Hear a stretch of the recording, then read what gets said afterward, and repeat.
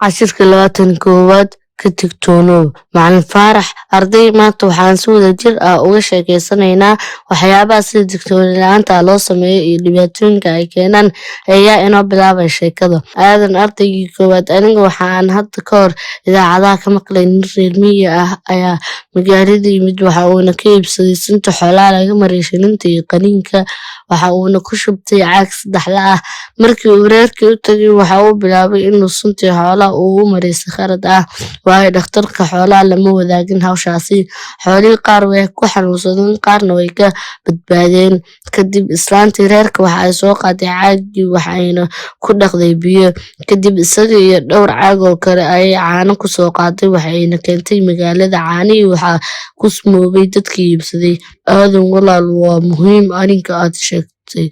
waxayna dhacdaa marar qaar waxaana keena digtooni la'aanta ma jira arday sheeko kale inoo sheegaya axmed haa aniga ayaa hayo maalin maalmaha ka mid ah waxaan ku soconay aniga iyo saaxiibadii wadalweedka xaafadeena